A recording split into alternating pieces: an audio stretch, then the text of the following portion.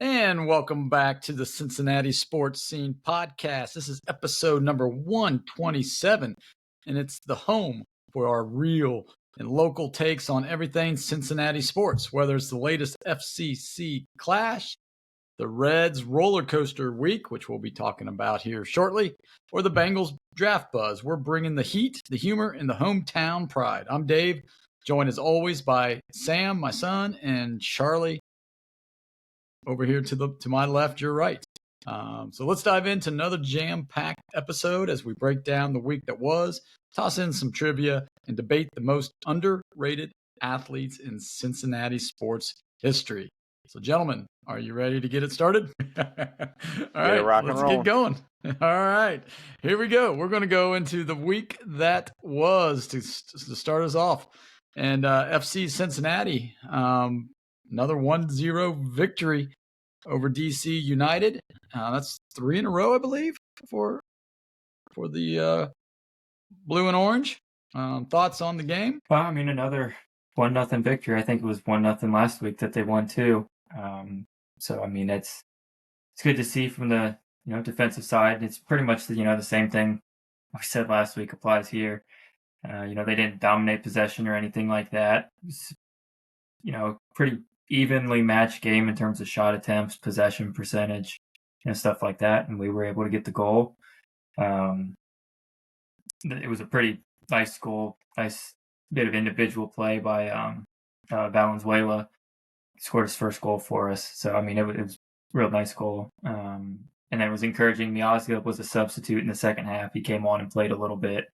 So that's good to see that he's back on the field and ramping up. Hopefully here in the next couple of weeks he'll return to the starting lineup. That'd be huge.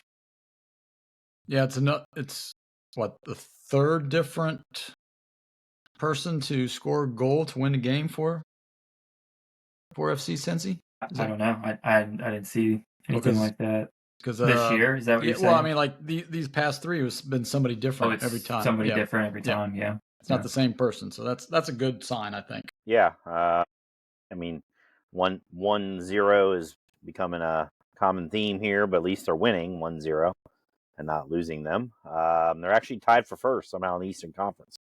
They have a 1-goal differential, so they've scored one more goal than their opponents, and somehow they're tied for first. Everybody in the top 9 of the Eastern Conference has at least a +2, and then they're +1 and tied. Pat Noonan, knows what he's doing typically, and so I think it's going the way I figured it would, or I'd rather them be winning 6-0, but I figured it would be if they could just get through these first couple months, get everybody together playing a while. I mean, Vander's now been out the last couple games, so your midfielder, your offensive midfielder is now isn't playing. They still won these games, so obviously coming back is very good news. So things are looking definitely up. Their arrow points up. Yeah, it is. It's good to see that they're actually coming back and moving up the ladder.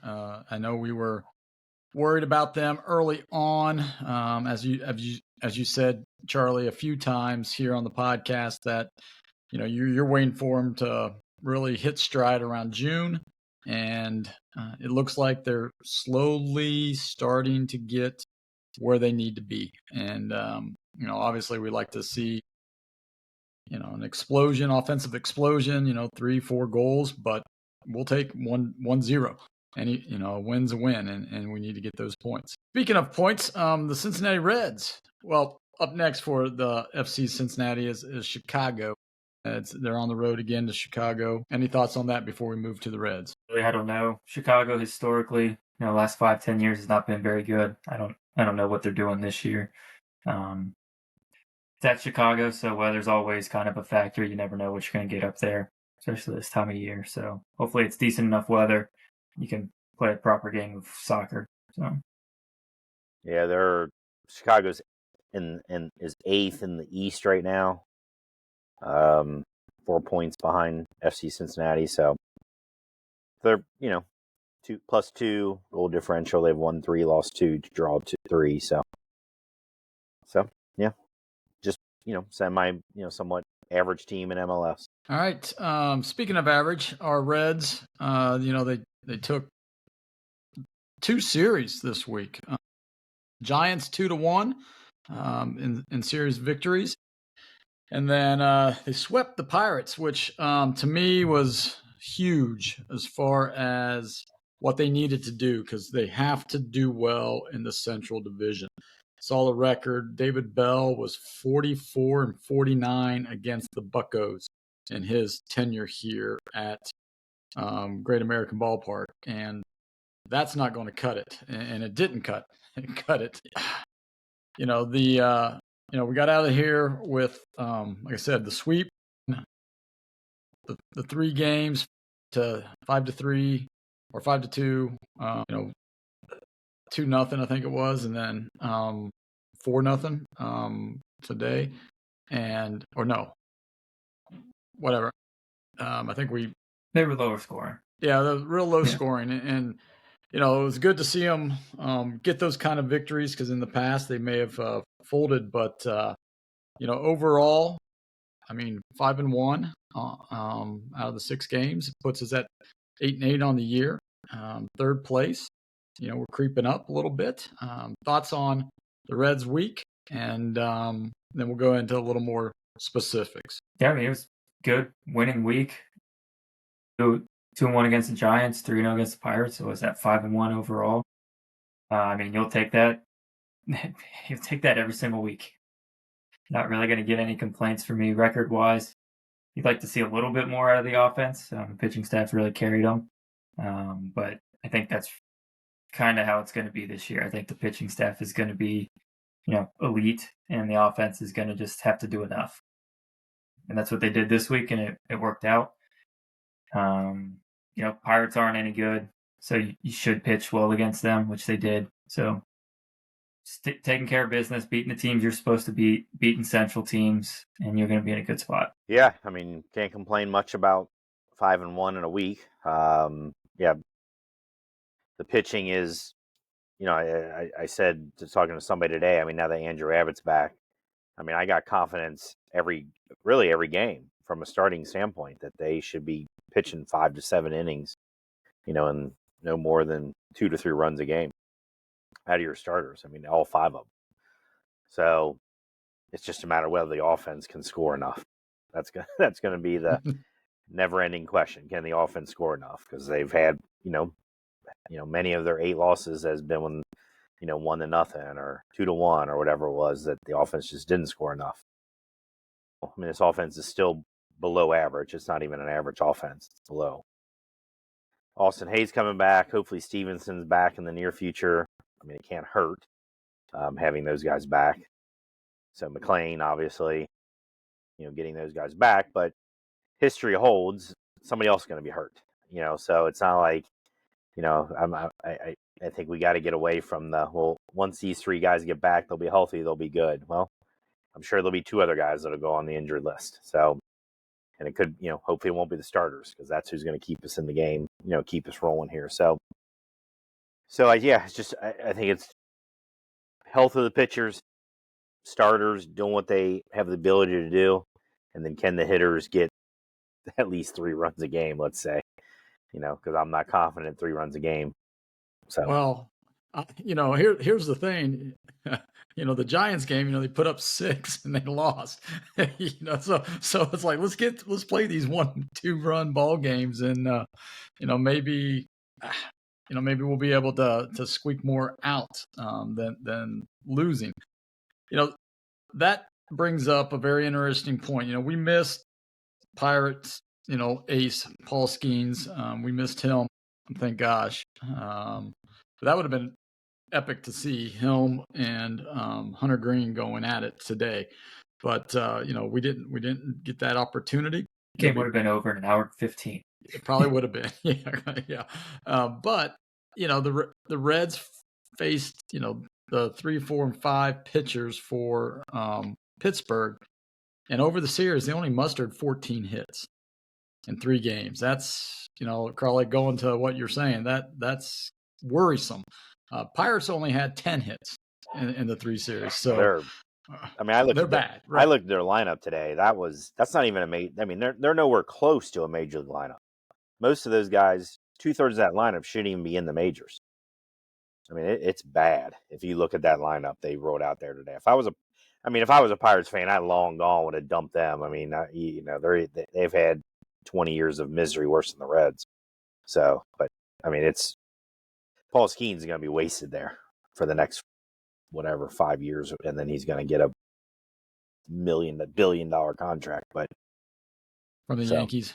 Right, whoever. Or But the Dodgers. I mean, what's he going to do? Dodgers, yeah. I mean, what's he going to do for the next 5 or 6 years? I mean, he's got no hope if they just keep. I mean, they have nothing.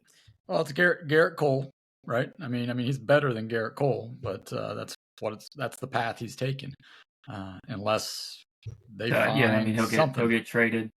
Sure, he'll get traded in a couple of years. You know, that's how Pittsburgh operates. Because they're not signing him to a long-term deal. There's no way. So coming next week when we do our Reds recap, we are going to bring back our hitter of the week, pitchers of the week, and the person who should be DFA'd as well. But speaking of DFA, Will Benson got his shot, his one shot. 1 game, 4 at-bats, 4 strikeouts. Yeah, See you later. 4 strikeouts, the golden sombrero. He's back in AAA. And he's raking in AAA. I watched that game. He wasn't even close. It was terrible. 10 swing and misses. 10. I mean, he faced Verlander. I think Verlander could have thrown left-handed, and he wouldn't have touched him. I mean, I just don't think he's good enough. I just think he's a 4A player that's not. I mean, I know it's just one game, but you were raking in AAA, right? You'd have a little momentum coming up, a little confidence, ready to go, and 4, and it's going to be interesting to see because they put Carson on the IL. They did not demote him. So when they brought Abbott up, they had to send somebody down, and that was Will Benson. McLean is supposed to be back on Tuesday. That's the latest that I've heard. I heard Hayes was Tuesday. Hayes could be coming back on Tuesday as well. McLean, isn't he going to have? You don't think he'll go to AAA?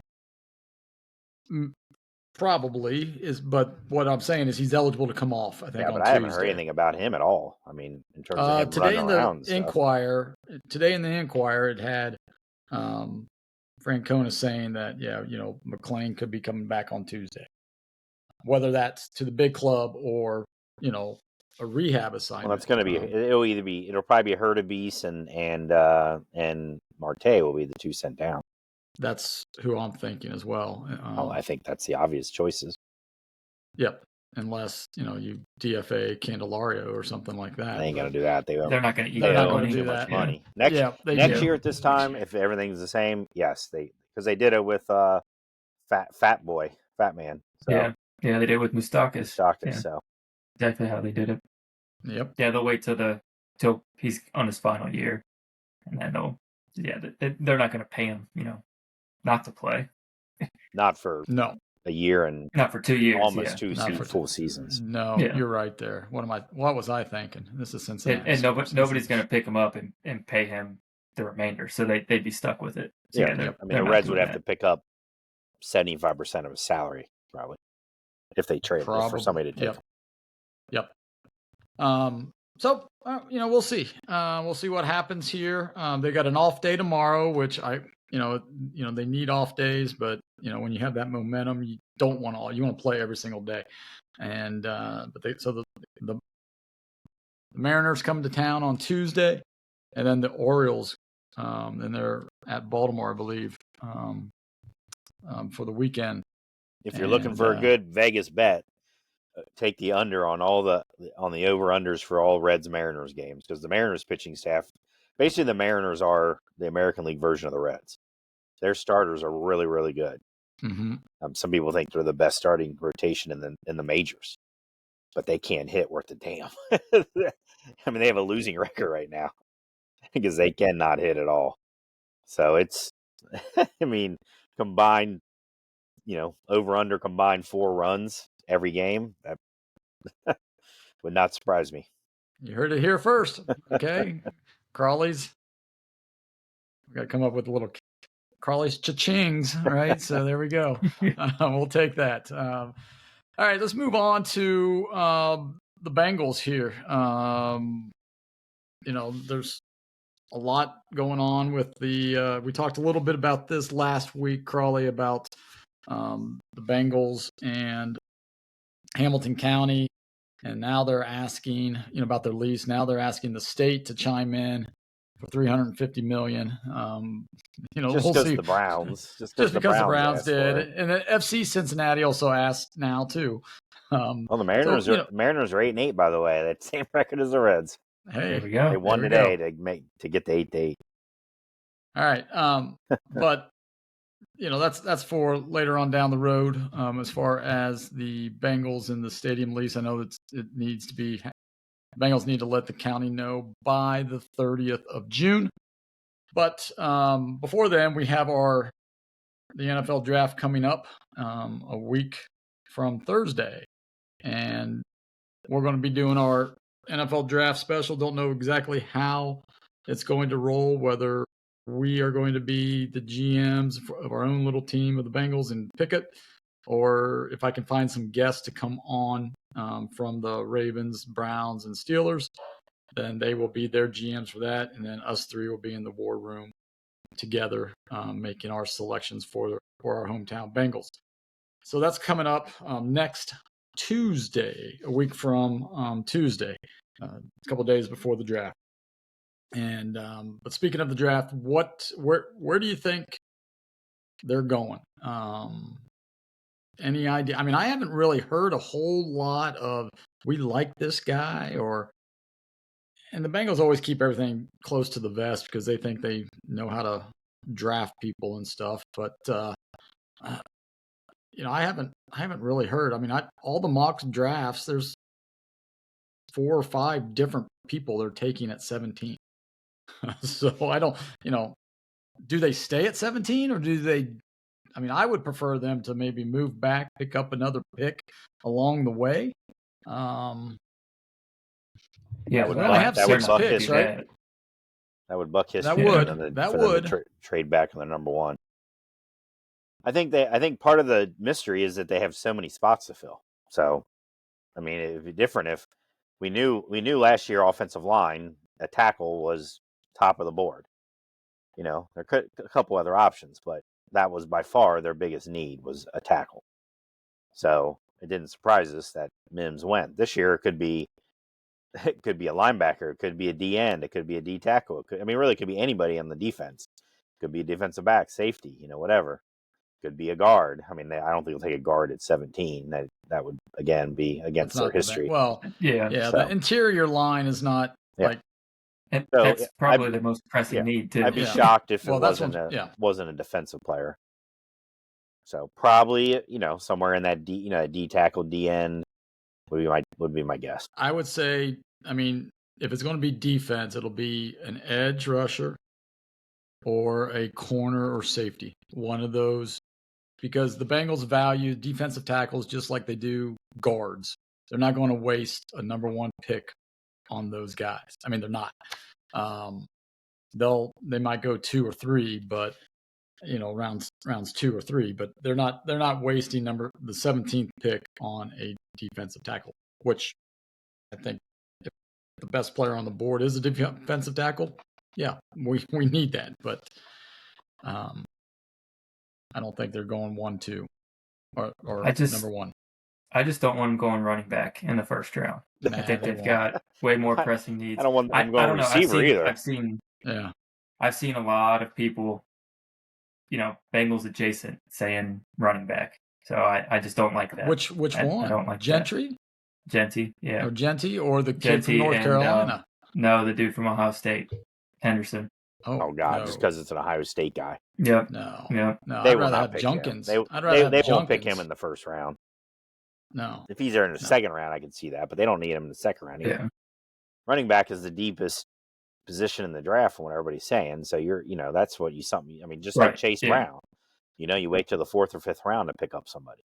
They got way too many pressing needs and defensively at the guard. Because I think they'd be willing to take a second round guard, just not a first round. I think so, right. I think, I mean, if it was me, I would, whoever, as I laid out my board, best player available, when you get to 17, you take whoever your best player available is on the defense. I wouldn't worry if it's a D end or a safety or whatever. Whoever that best player available is at 17, you take them defensively. Mm-hmm. The cornerback, you take them. Yeah, the interesting, to me, the interesting part of the draft is going to be Tyler Warren, the kid from Penn State, the tight end from Penn State, right? If he's there, no. No. Oh, no. I don't know. I mean, I know you got Gesicki, but yeah, to be your fifth receiving option, why would you waste a first round pick on that? No. Because he could turn into. I don't care. I need somebody that's Gronk. He could. It won't be year one. No, it won't be. So, I mean, but yes, the Bengals are not in a position of where they need were an impact player day one in the first round. You are right there. Well, they don't need someone to grow. I think if it's about need, they need a rush, somebody to rush the quarterback. Mm-hmm. That's the number one need right now by far. I don't care if it's a D end, a D tackle, or a linebacker. I mean, because even if Hendrickson is back, they still need somebody else. I mean, you got one guy. I mean, right now without Hendrickson, they have nobody. Right? They're relying on guys that they're bringing back that haven't done a damn thing. So, yeah. I mean, that if I had my choice, at 17, and whoever the best, rushing the quarterback, potential would be, that would be who I'd go with. All right. So next week, like I said, when you tune in, we'll have our draft coverage, and you'll get to see who we pick for the Bengals there, and see if you agree with us, and see if we get it right, or if our draft is better than the Bengals. So we'll see. If you're going to use Charlie's ching, you probably put your money on us making better draft choices than the Bengals. All right. Speaking of that, let's move on to our trivia question. And last week, Sam had a two-parter with the NFL draft coming up. You want to go ahead and review that real quick, son? Oh, yeah. It was what school has the most number one overall draft picks? And it's USC with 6. And I believe you guys named 4 out of the 6, and I don't know what I did with the list. So that was a guard. I think the one guy you missed was the offensive tackle. Right? I mean, yeah, nobody was going to get him. Yeah, and then the other one was the running back who we couldn't come up with, and it was Ricky Bell. Ricky Bell. Yep. Yeah. All right, so Carly, you've got this week's trivia. Okay, that I do. Would have been better for last week, but because it's NCAA basketball related, but still works. So there are 4 freshmen, true freshmen, who have won National Player of the Year. Name them. For flag, right? Right, that's where the question comes from. Yeah, Cooper Flag is the fourth freshman to win. Anthony Davis is correct. Yep. Anthony Davis won it in 2012. There's 2 more in the history of however long they've been giving out that award. Kevin Durant. That's another one. Yeah, that's 2007. Good. All right. And then, was it Ralph Sampson? No. I want to say Carmelo, but I don't think he did. Carmelo It's Anthony? not Carmelo, no. No? Okay. You would think he would have. Yeah. I wonder who won that year. I don't even think he was a first-team All-American now that I think about it. I think he was second team. Everybody's like, that's insane. Else would have been? Player of the Year? National Player of the Year. Time frame. Is it before? Do you want that? Like, is it between? Was it between? Well, obviously between flag. More recent than Ralph Sampson. Yeah. Okay. Well, that's not. Well, yes, but I mean, would it be more recent than Kevin Durant's? The latest that we got. So before or after Kevin Durant? More recent. More recent. Okay. Kevin Durant. Okay. 08. Derrick Rose was probably the best freshman. 08. I doubt he won National Player of the Year. 9 would have been John Wall. 10 would have been Kyrie, I think. He only played like 11 games. Zion didn't win it, did he? Zion's the other one. Zion did, yeah. Wow, did he? Wow. 19. That's right. Yep. Very good. There you go. All right. There you have it. Good job. All right. Moving on. We are going to be doing the most underrated Cincinnati athletes. We each are going to come up with a series of athletes, and we're just going to throw them out there. And the other two hosts are going to say underrated or overrated. And if there's a debate, then the host that mentioned it can give the stats on why they think they're underrated. Is that what we agreed to, Sam? I mean, I think. Yeah, that's kind of how I had it in mind. Okay. So why don't you go ahead and lead us off with your first underrated athlete, and we'll either say yay or nay. So for me, I mean, I mentioned this guy plenty of times. I think you probably know where I'm going, but no. Ryan Friel. No. Underrated. Underrated in what sense? By the rest of MLB. I think he's probably overrated by Reds. He's overrated by me, but by the rest of the Major League Baseball, he is underrated. There's a reason why he's underrated. I mean, you guys act like he's a bad player. He was not a bad player. He was not. I'll pull up his stats right now. He was better than Stuart Fairchild. Yeah, well, yeah, hey now, yes. But he reminds me of a Chris Heisey, okay? I mean, just because he hustles. Right. I think that's the reason why the Reds fans love him, because he was a hustler. He's a career 270 hitter. I mean, he's not bad. I mean, you're acting like he's hitting 270 now is great. Now he'd be like an all-star, but 270 then was, average. 270 then was still fine. Like I don't know. Yeah, 270. He didn't play every day though, did he? I mean, he probably had periods where he did. Yeah, I mean, 143, 132. Like, yeah, okay, I mean, he had some games. I'm still going to say he's no. He's right where he needs to be. I mean, his on base percentage at 375. I mean, that's legit. That's leadoff guy right there. Put him at the top of the lineup. Let him get on base. Let him hustle around the bases. Let him make diving plays. Would you rather have him or Friedel? Him all day. Friel all day. Not even close. Okay. Not even close. He probably did. He probably has had more good years than Friedel so far. Yeah, without a doubt. Friedel has had a half of a decent season. Well, and I think Friedel isn't rated at all either, so it doesn't really matter. But I guess the question would be if Ryan Friedel was on the Marlins and never was on the Reds, would you even know who he was? At that time, yeah. Because, I was plugged into baseball back then, so I'd have been able. Well, he went to the Orioles. I'm just saying, if he never played for the Reds, is he? He wouldn't be one of my all-time favorite players. Yeah, I mean, that's what I'm saying. He has would be just the hustle, the Charlie Hustle Award for those 3 or 4 years that he was, had some good years with the Reds. So. I don't know. Yeah, I just remember the year, I think it was 2007, he had the Web Gem of the Year at 3 different positions. Yeah, TJ Friedel's not doing that. In part because Baseball Tonight doesn't exist anymore, but that's right. That's a different discussion. MLB Tonight. Right, yeah. Well. All right, Crowley, why don't you go next? Well, I went the complete opposite way than Ryan Friel. Because I think this guy is this guy is still underrated. Okay. And it's because of the Reds' record for 20 years or 15 years. Joey Votto is underrated. I think he takes a lot of crap because how bad the Reds were, how they wasted all his, most of his good years. And so he gets, and he also was kind of on the, a little different of a hitter, different personality. He was on base percentage, before that became all the rage, and it became all the rage while he got into it, 5-6 years into his career. Now it was like, oh, that's who we want, on base percentage, whatchamacallit,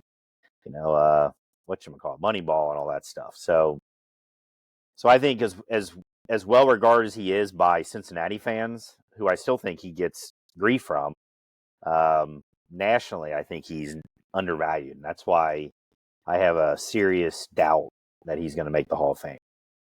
And I think a lot of it has to do with the Reds' record, that they were so bad during his years. Yeah. So out of no fault of his own, I think he's underrated, largely because of the Castellinis, and I'll blame them because I want to blame them for everything. Where are you going to go? Yeah, I mean, I think he's properly rated. Borderline Hall of Famer. I think he should get in.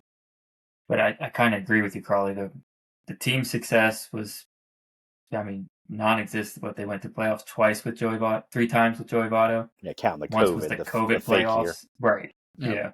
So, I mean, it's not great. He did win an MVP, runner-up one other year. I mean, he was runner-up when they were 20 games under 500, if that tells you anything. I mean, he's an impressive ball player, but I think ultimately he's going to go down as properly rated. Yeah, I agree with Sam. I think there for a time, I mean, he was probably the most feared batter as far as, if you talk to pitchers, right? Yeah, we don't want to face Joey Votto in a situation where the game's on the line. Just because we're in a small market, he doesn't get the big time recognition, right? He wasn't flashy. He wasn't Ellie, right? He wasn't Ellie. That's part of what I'm saying is that yeah, because the Reds were so poor and he wasn't flashy and he walked a lot and he did those kind of things that and he takes heat. I mean, Ellie doesn't take heat from any Reds fans anymore, and he's had 1/50th of the career that Joey Votto had, and Votto took heat all the time from Reds fans and different Reds people because of his approach, and he was kind of a weirdo. So that's part of what I'm saying. I mean, I bet Bryce Harper doesn't receive anywhere near the criticism he did because he's kind of a dick. But Philly's different. They'll criticize you while you have an MVP trophy in your hands because you struck out once. I'm just saying from the guys who are considered the best players in the majors. I think where it went south for Votto was with the Reds fans was the big contract, right? You're paying this guy big money, and now he decides he wants to walk every other time. That's where the fans criticized him, and that's where a lot of fans were like, "Oh, you're a 3-hole hitter. You need to be able to drive in runs.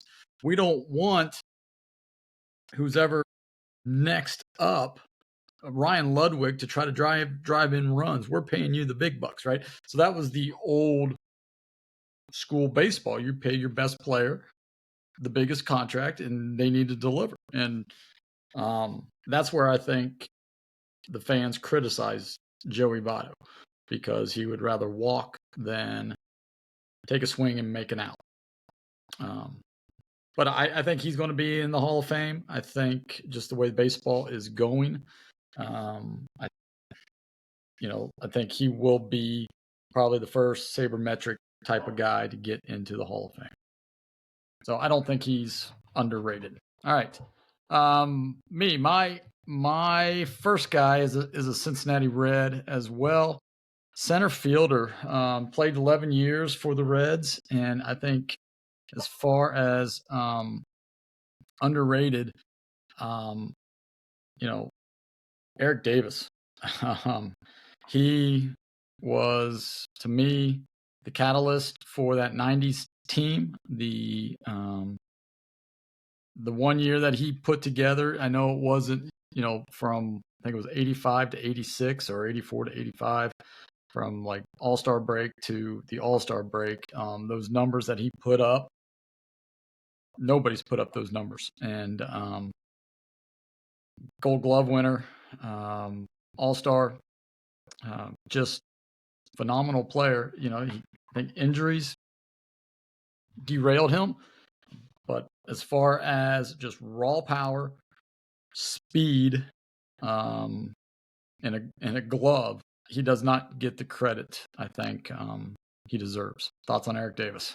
I think it depends Underrated? on which group of people you're talking about. I think from Reds fans, he does. I think Eric Davis is beloved. I think when you talk about people I'm talking, if we're talking maybe we should have clarified this. Are we going to talk underrated from Reds fans or I think, underrated and that's where my argument overall? with Votto is he's underrated by Reds fans. He may not be underrated nationally. He's underrated by Reds fans. I think Eric Davis is the opposite. I think Eric Davis is loved Overrated by Reds fans. Yeah, And the national media doesn't, most for them, or national people don't, they don't bring up Eric Davis. And I think it's because of injuries. I don't think it's good. Mm-hmm. I think he got a lot of pub back in the late 80s. He was on Sports Illustrated, Eric the Red, the big 44 Magnum poster. Well, that is true. That is true. The red high tops. Everybody wanted to wear the red high tops because of spikes. Slap that glove down on your leg when you're catching it, baby. Yeah. I mean, I wore 44 because of Eric Davis. Yeah, I did. All right. You're up next, Sam. So I've got one here. Former UC basketball player Sean Kilpatrick. Oh, he was on my list. I think. Yeah. I mean, he gets kind of left out with the all-timers that UC has had. I mean, obviously Oscar's in a whole separate category, so you can kind of put him. But I mean, Kenyon Martin, Nick Van Exel, guys like that get talked about a whole lot. And I mean, Sean Kilpatrick is right there. I mean, he was the leading scorer on a lot of good UC teams. He's a 2,000-point career guy for UC. He was really, I mean, for 3 years, he was really the only offense UC had because Mick Cronin couldn't coach pick and roll to save his life. So, I mean, Kilpatrick, I think even by UC fans, he's underrated for how good he was. Yeah, he was on my list. Same thing. He's second most points in UC history behind Oscar. Yeah. I think he gets hurt. Why he's not lumped in, but those other guys is because of team success. From Kenyon Martin to Danny Fortson to Corey Blunt to Van Exel to those guys, those teams were just better. And I get caught with the same thing. I'm not a superstar worshiper kind of fan. Like, I want my team to win. That's more important to me than, one individual being a superstar. Like, if Ellie's a superstar for the next 10 years and the Reds never make the playoffs, then I don't really care. I mean, Ellie, that's great. We've had somebody to root for. But I'm not going to look back and be like, oh, man, I love that Ellie's years were so great. So I think Kilpatrick falls into that issue. They probably never advanced past, the round of 32, or did they make the Sweet 16 one of his years? They made the Sweet 16 with Nancy Gates. I don't know if that was a Kilpatrick year or not. So yeah, I mean, so Kilpatrick's years, senior year, they were 27-7, first year in the American, so they were runners up there. 22-12 in the Big East, 26-11 in the Big East. Those were the 3 years he was the leading scorer. They lost in second round twice and the Sweet 16 once. So they made Sweet 16 with him once. Yeah. So yeah, decent tournament. Like, he played in the tournament at least, For me, when you say UC basketball, Sean Kilpatrick. Yeah, that wouldn't even be a name that you would bring up. Wouldn't even register, right? Yeah, I mean, and he's their second all-time leading scorer. And the guy who I had on my list, I mean, I looked at him, I was like, oh yeah, he's probably there. But another guy who always, and it's the Cincinnati type of kid, right? The hustle, the dirty work.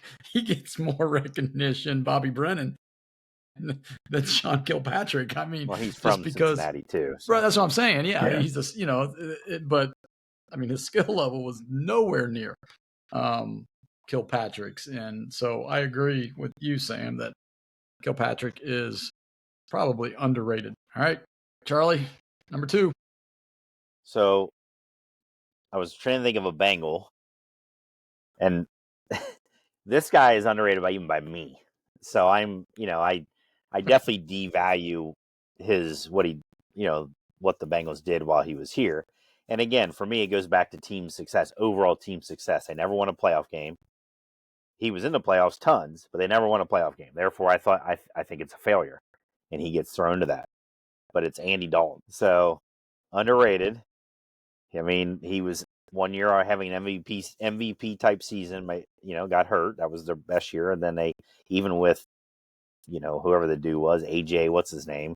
McCarron. They still get into the playoffs, almost win. But they had, moving forward, if Andy Dalton would have been there, they would have won that game against the Steelers. And we would have thought maybe they would have, I'm not sure had a bigger about that. chance. I'm not They sure should have won about the that. game with They should have, McCarron. yeah. Andy Dalton was 100 times better than McCarron. Not in the playoffs. Well, Andy Dalton had one career passing touchdown in the playoffs. Well, but that's the thing is the dude fumbled just diving. Nobody touched him. They made the playoffs. They made the playoffs 5 straight years. They did. Even him as a rookie. It's the only quarterback in Bengals history that's ever done that. Boomer never did that. Ken Anderson never did that. Joe Burrow hasn't done that. So, to me, Andy Dalton's underrated. I think he, again, because of team success, the lack of it, even though they made the playoffs at least 5 straight years, I think he gets devalued in the grand scheme of things. 2nd round pick. He wasn't a flashy first pick overall like Carson Palmer and Burrow and, the more recent guys. So, I'm just going straight underrated. I think he's underrated as a Bengals quarterback. I would put him in the top 5. And most people do exactly what Sam did when you say Andy Dalton. You're like, oh, scoff at him, whatever. But he's a top 5 and a Bengal quarterback of all time. You can't argue. You can't say he's not. You can't. You can't. Well, yeah. But he gets scoffed at. But where does he fall on that list? Is he 3rd? He's probably 5, but still, Bengals have been around how many years now? Yeah, but to be fair, 6 years. I'm not too far from top 5 Bengals quarterbacks, so it's not that great of an achievement. But throwing Samoan, right? Yeah, no. Well, go Andy Dalton versus Carson Palmer, who had a better career for the Bengals. Dalton, probably. And most people would say Carson Palmer, just because he's a 1st round pick. They were so terrible. They were so bad until he showed up, and so, but he never won a playoff game. He didn't make 5 years in a row of the playoffs. But most people would say Carson Palmer. If what's his name would have Chemo Van, but he did, and so you can't, you don't know what would have happened. So. Well, and that's the same thing that we did with Dalton when he got injured, right? Well, but take that aside. Just take his career as it is. He would still be rated higher than Carson Palmer. So would you rather have Dalton than Palmer? Based on his career, sure. No, not me. I wouldn't. I'd still take Palmer and his natural talent and hope it works out over Dalton. But it didn't. And it didn't. But, I'm basing on what happened on the field. I'm not basing on what I hope would happen. Well, yeah, it didn't for the Bengals, but Palmer on the Cardinals was, he was a legit quarterback. Yeah, right. Those 3 years. He was a legit quarterback here in Cincinnati. But he won playoff games for the Cardinals. Yeah. So, he was just the Bengals. Nobody wins playoff games for the Bengals, between Boomer and Burrow. Yeah. Right? Yeah. So I'm just a long time. I'm still saying as a top 5 Bengals quarterback of all time. I agree with underrated. You, Crawley. He is underrated. I think Andy Dalton is very underrated as a quarterback. Yes, I think in terms of the definition of underrated, he is, because he does get some hate. I think it's warranted hate, but if you look at the raw numbers, statistically, he is underrated. But I don't know. It's just weird because I don't want to say he was underrated and good. I don't know. It's a weird one. You're still mad that Jeremy Hill fumbled the damn football, son. I'm still mad at Joey Porter. I want Joey Porter arrested still. If he didn't have me outweighed by 150 pounds, if I saw him on the street, I'd say something to him. Punk. Why was he even on the field? And then the NFL just letting it happen. Right. Yeah. No, what a joke. Joke. All right. So it's my turn. This and we one get vilified because we have boneheads on the team. Crazy. Well, we did. Crazy. We did. We did. But if they were Steelers, those guys would be all-time legends. Yep. Or Ravens, because Ray Lewis had some dirty hits on Chad Ochocinco, right? But they'd be all-time legends. You'd still see the hits, and not in a negative, not on the instructional. Hines Ward was the dirtiest player ever. That whole organization. T.J. Watt's one of the dirtiest players in the NFL. The whole city is just dirty. That's all it is. Head to toe. It's just dirty. And that's why they have the Pirates. Hopefully. Yep. That's why they're the Pirates. Yeah. All right. So I had, so my Bengal, he got recognition here lately, deservingly so, but for the 40 years since he retired, got no love at all from really anybody. And that was Ken Riley. As far as a cornerback, now he's in the Hall, but it took him until after he died and people started looking at his stats saying, oh my gosh, he's third all time in interceptions and he's not in the Hall of Fame. What are we doing here? And it goes back to what you were saying, Crawley. During that time frame, the Bengals were the Bungles, right? They never won a lot until until 81, and he was about finished during that time. As far as talent, Lamar Parrish was probably had more natural ability at the corner than Riley. But Riley was just a student of the game, and he knew the routes before the receivers did, and that's how he made his living. So I think even from Cincinnati fans, I don't think people remember, especially people younger than me, remember, Ken Riley, how good the Rattler was. Yeah, I would say probably anybody that's taking that, they make the Hall of Fame, but it takes however many years until after they retire, and then they finally make the Hall of Fame, and they're not even alive anymore. Probably almost that makes them underrated. Almost by definition.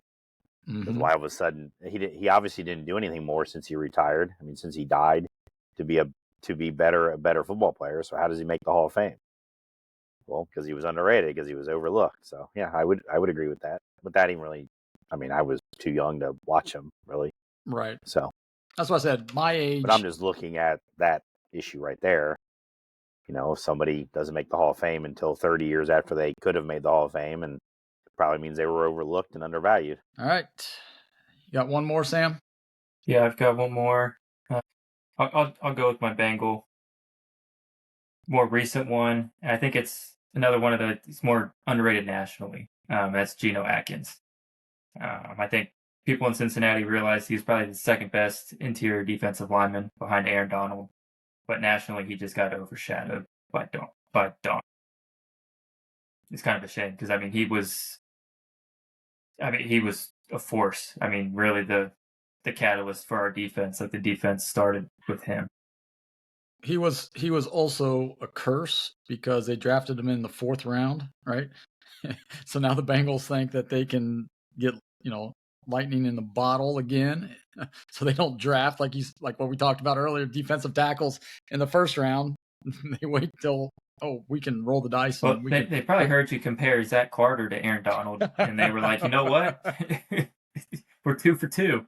Zach Carter was a 3rd rounder. He was better than Geno. He was. Yeah, yes. I don't think he's even in the league anymore. He's not. He might be on a practice squad somewhere in Siberia or something like that. Yeah. I don't know. Yeah, I would say nationally he's definitely underrated. I think all because of it goes back to the Bengals being terrible or just not winning enough, and then and he was Aaron on Donald, the same teams as Dalton, and Aaron Donald. Yeah. Right. Yeah. Yep.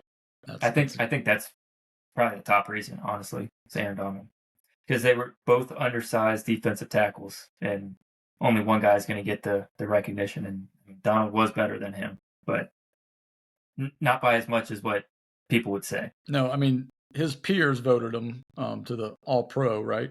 Yeah. He got All-Pro, 4 times? 2 times? Yeah, second team. But second team, yes. Yeah. So people knew, but the national media, and plus, he's not flamboyant. No, I don't know what he sounds like. He just did his job, right? And showed up, did his work. Yeah. That's why he's underrated. All right, Crawley, your third one? My last one, I'll go Mario Soto. Good one. Best Good one. pitcher of the 80s for the Reds. One of their definitely top 5 pitchers of all time, maybe even top 3. And he just gets overlooked because they were just god awful, in the 80s. I mean, other than the 81, after that season was over, then he was it. I mean, he was basically the whole team. I mean, he was definitely the whole pitching staff, the only guy you could rely on. And as bad as that team won, he still usually had winning records, or he was at least close to 500. He'd be 11-14 with a 2.30 ERA, and that was back when guys could hit. Compared to these guys, compared to now, now he'd have a 0.9 ERA. So I think again, lack of team success just killed Mario Soto. Yeah, definitely. I agree. That's a good one. All right, so my last one. I'm gonna go a different route here. He wasn't on my list, but we talked about some of his teams and things, and I'm gonna say Marvin Lewis. That's Andy Dalton now. That's what I'm saying. I'm saying, Marvin Lewis is underrated as a head coach.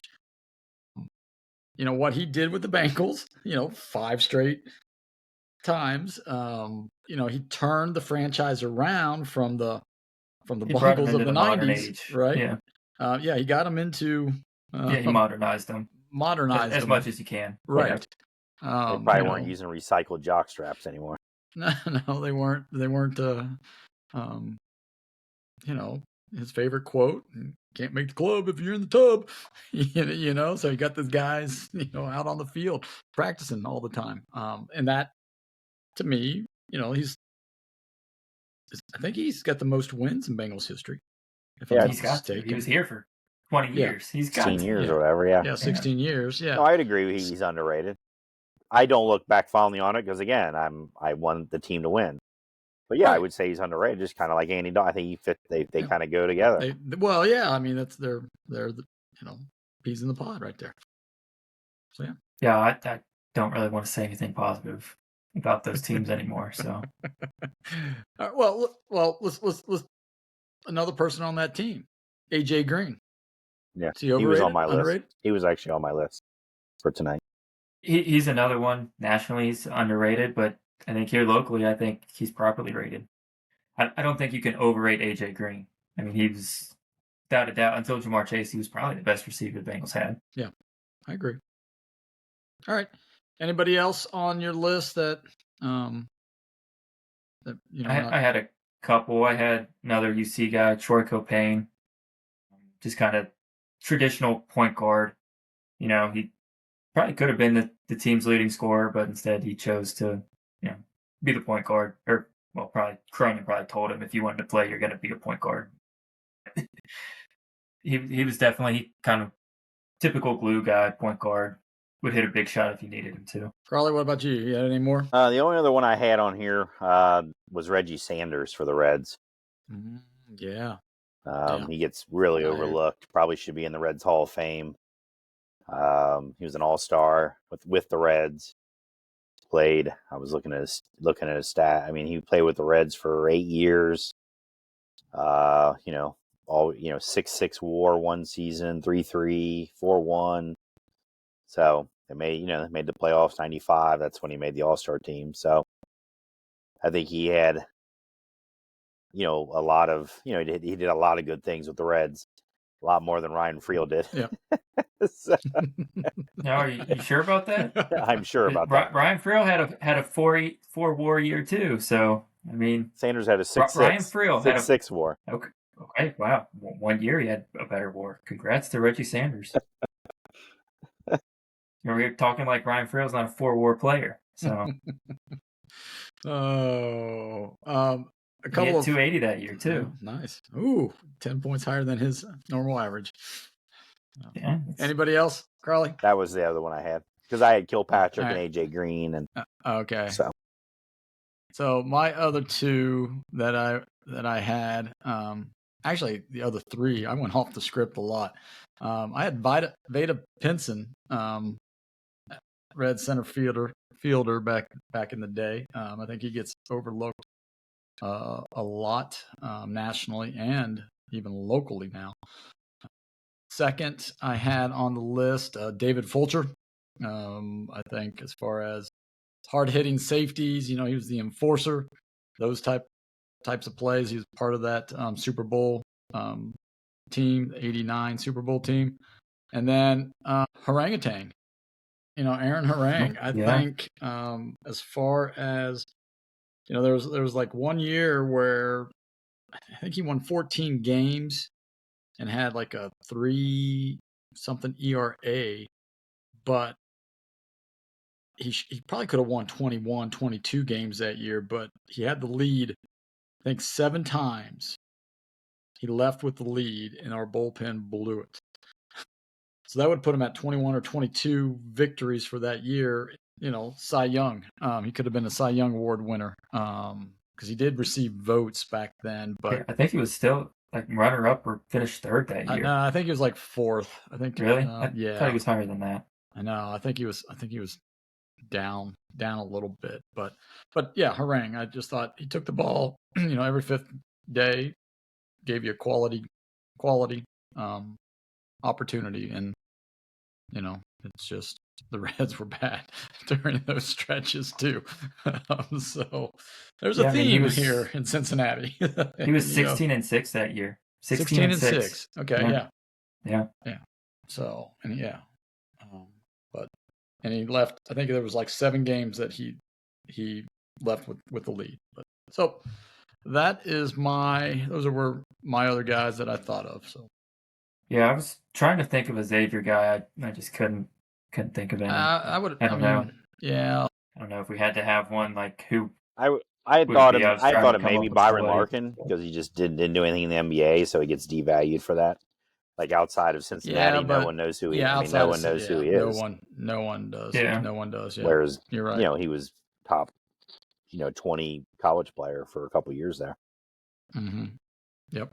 You're right there. Ron Harper, Tyrone Hill. Byron Larkin was probably better in the college than Ron Harper. But Ron Harper, if you ask, just a general college fan, they're going to say Ron Harper was a way better player because he actually did things in the NBA. They beat Maryland.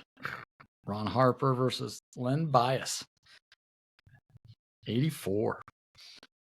I think that was. So that was another one I didn't put him on the list, but when Sam just said a Xavier guy, he was the one I thought of. Yeah.